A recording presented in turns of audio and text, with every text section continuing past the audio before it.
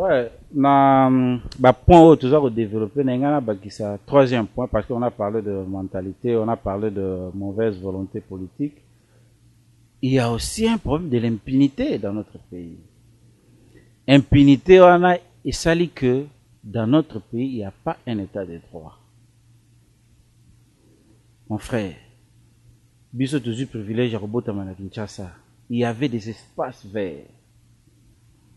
Mais tout na, ce qu'on a Congo, otuna, mais place où ah bana babanda ko sakana. Ndeni koma bandako. Mais banani batongi bandako wana. Ce sont des responsables. Il y a pays. Donc vous avez que impunité et outil likolo et kiti tinase. Mboke comme désordre. Ce qui aucun processus de développement partout au monde. On vous dira que s'il y a l'inégalité, s'il y a sous-développement, c'est parce qu'il y a une mauvaise répartition des richesses. Et c'est ce que nous toujours vivre dans le Congo et un peu partout en Afrique.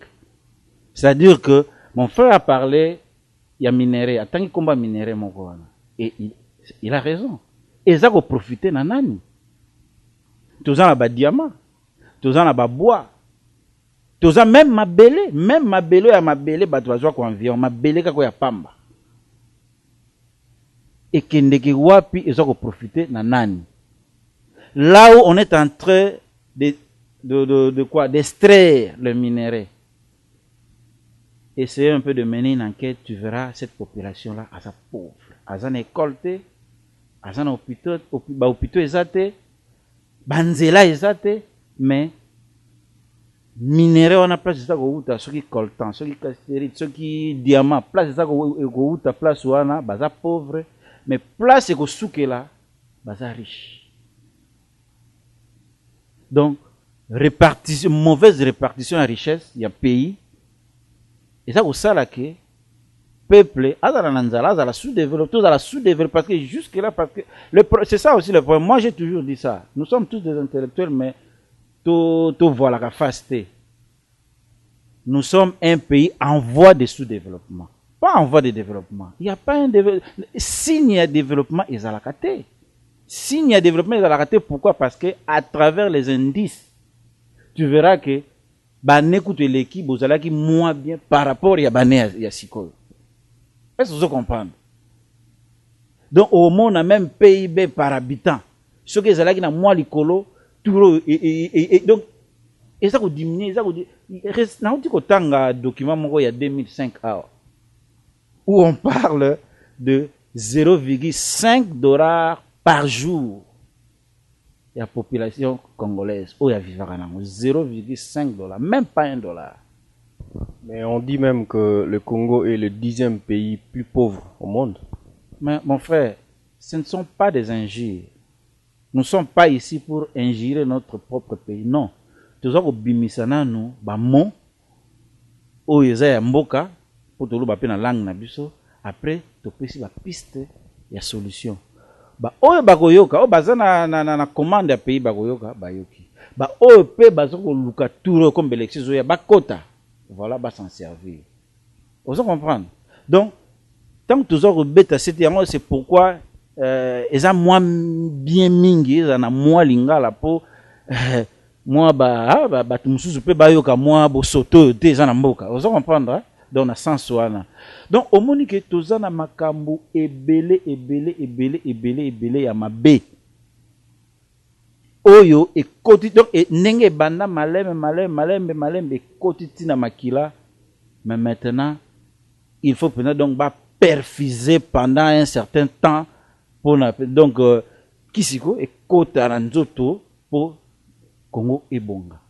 Alors perfusion wana kisi wana eza ebele. Mais dans tout ça, il nous faut des institutions fortes. Et des institutions fortes, il faut des dirigeants forts.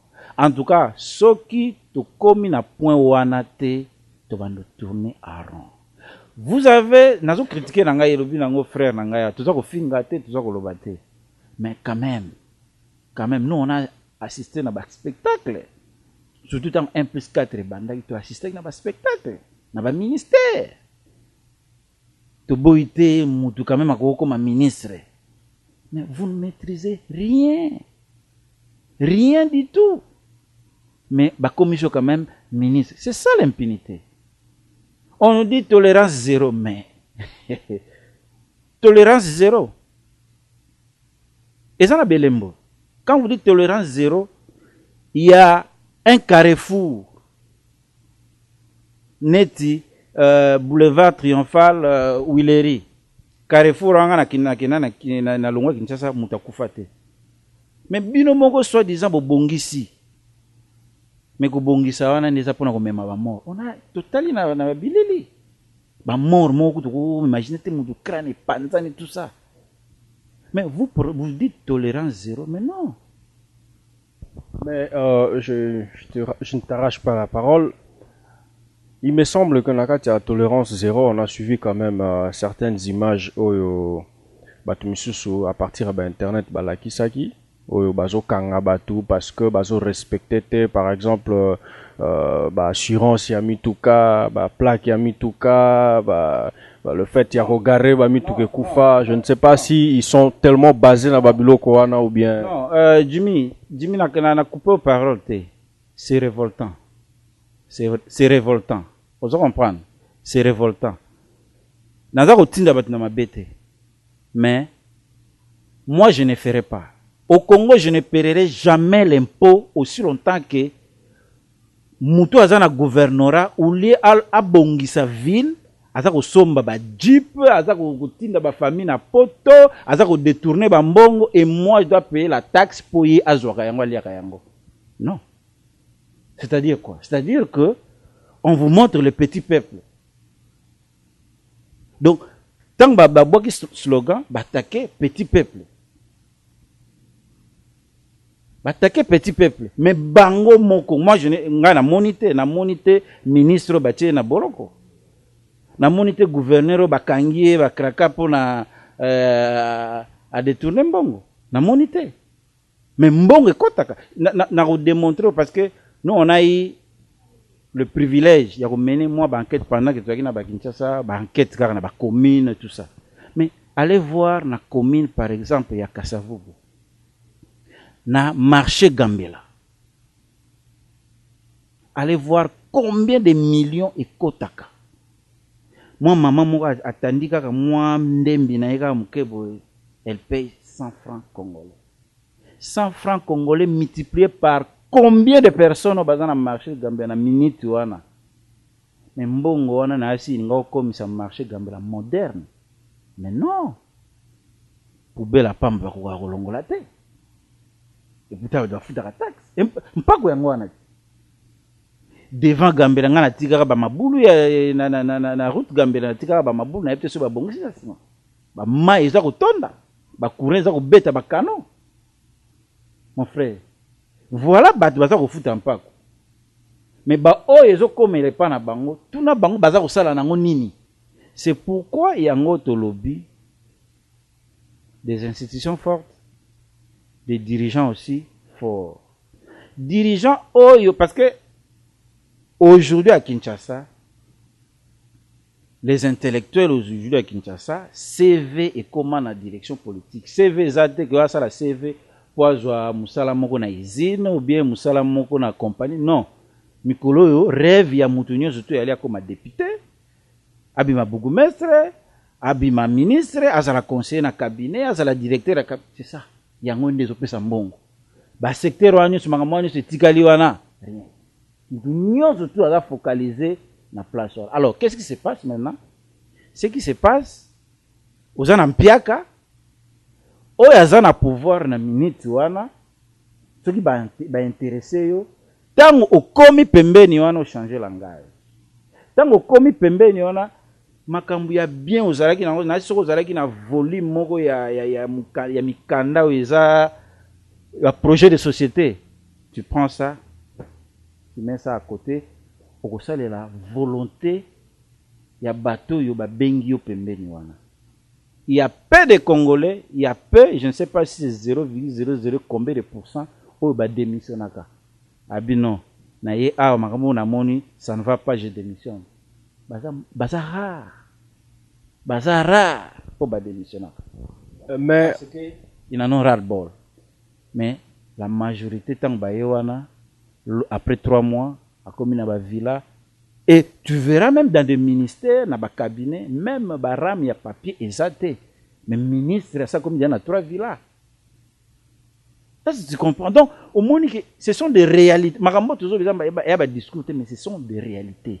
La réalité, on a toujours résumé, on a pas mot. Il y a question aussi de mentalité. Parce que, mentalement, tout est bien. Et ça question il y a volonté politique. Basa na volonté te ya ko bongisa mboka même peinture na o ya bureau. Autant ko théâtre mais tu préfères aller faire tes histoires privées na mbongo à l'état. Autant na volonté te. Impunité. Pourquoi? Parce que ce que tu es tenté de faire, ba ko kipe yo te, ba ko simba yo te, muta ko déranger yo azate. Oza toujours makasi attaque de comment mi na ba journaux que un tel a détourné après lobby, tu es toujours là. Tu es protégé. Et pas ya bango nyo surtout parce que oza mutu na bango. Donc ozo mona ba mo wana nyo surtout to tangi wana ba détail nango ndenge makambezo leka. Et ça continue comme ça au pays. Ça continue comme ça. Biso tozu moins chance ya koya na mboko yo. On voit ce qui se passe mais nazo rouler sur na komi na toll mais na péage mais na opesa mbongo avec esengo. Pourquoi? Parce que nzele za na kolongwa na ndako nanga partout na kokende nzele za bien. Naza na volonté ya kopesa mais bamboko ya biso bateau ko diriger biso baza na ba jeep ya minene a préféré jeep na tambo on a kati ya poto mais ye moko peta na bimi na poto ah nzelo mabe mais il oublie que c'est lui il oublie que tu sais que na tala théâtre moko ndengwana bien que ça théâtre mais c'était quand même ba réalité zomona éducatif. Ministre penza pour agiti na libulu boye a patiner a kei a nzelo penza banzela ndeni boye. Oh. Mais nani akobongisa yango? To cheyo wana po osala musala wana. Regarde. Il oublie même que c'est lui. voilà, tout semble se reposer sur acteur Yamboka, Toboite, mais dans tout ça rôle et à peuple en tant que Congolais parce que Bissonyon sont quand même tozana eloko moko oyo tokoki ko participer na ngona mboka rôle ya peuple nanu ezani dans tout ça. OK, Jimmy na repesa question na jokoza na volé mi balé rôle ya peuple quelque part devoir civique ya peuple na devoir ba gouverner quelque part ils ont intervenir na likambwana Jimmy Janga oyebi problème peuple congolais surtout peuple congolais avant to pona mutu to chaye na bureau tout ça là est, je ne sais pas, gouverneur ou président de la République. Tout ça un problème, moko. Tout ça n'a pas émotion. Tout ça très émotif, biso wa Congolais. Un discours alléchant, ils ont attiré biso. Mais, nabamboka nyoso ya mokili, pour mtu azala eli na tête ya mboka. Il faut azala na influence moko boye na opérateur économique. Et ça, nabamboka belé azala ka bagage intellectuel teneti bon. Pas dans les grands pays, neti ba États-Unis, ça se comprend, France. Mais tant que pays sous-développés ou bien pays en voie de développement va mboka mike na zote exemple à Brésil et wana. Chef a une influence à quoi influencer l'opérateur économique parce que l'opérateur économique tu vas la mbongo et tourner. Ce qui mbongo zo tourner, batu bazo sale la mbongo wana, ba capitaux zo monana, mboka zo fonctionner. Ce qui toponi mutu kaka po aza mutu ya école wana ou bien aza mutu ya école boye, sans que toi yeba capacité na ye eza nini, nani mutu a approuvé ye. Même toi, c'est déjà un échec. De deux, dès qu'on a à l'obaki masolo, il y a impunité. Je n'ai même pas touché à l'impunité Jimmy Adjanga. Yo za on a mboka mdele. Au monde a nini 10 jours au lendemain, bato démissionné dans le ministère de l'économie. Parce que au présenté plan na yo et fonctionné automatiquement balongoli parce que éco servir peuple américain te. Bachem tumsusu ya koyana projet msusu batala soki éco servir. Bon, dans le biso, nani mutu asoumettra kaba projet nae, comme ministre économique, comme ministre budget, oyo, congrès talibo, parlement talibo, te nini, ce qui to tche nini, budget oyo, en exercice, et qu'on peut mettre un bon fonctionner. na kaka ba budget ba 9 milliards mais eloko mboka budget 9 milliards osala na biango te. Dans un pays de plus de 60 millions d'habitants, ceux qui ont ça le budget à 9 milliards, tu dois être dingue quelque part, tu dois être malade quelque part, il y a quelque chose qui ne va pas. Parce que ça ne peut jamais marcher, ça n'existe pas, ça ne fonctionnera jamais. Si tu parles seulement de la ville de Kinshasa, je comprendrai. Mais ce que Zolobana intendit à 2 345 000 km², plus 60 millions d'habitants avec un budget, ils ont 9 milliards, ils ont 20 milliards, ça n'existe pas. Et qu'on s'en la kate, et qu'on marche à kate. Bon, ce qui, ton solo, il m'a solo à responsabilité à peuple. C'est vrai qu'on a fort à faire. Mobutu s'était plaint qu'on avait donné l'indépendance au Congo sans que cause à la bas intellectuelle ou au Kambamboka. Mais Bango Banimaka Kozomboka en charge. Bon, on ne peut plus compter sur les erreurs passées parce que les passés, ça constitue à peine l'histoire.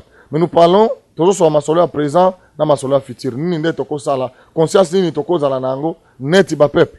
Pour Mboka na biso avancer. Je crois que il faut tomber ensemble.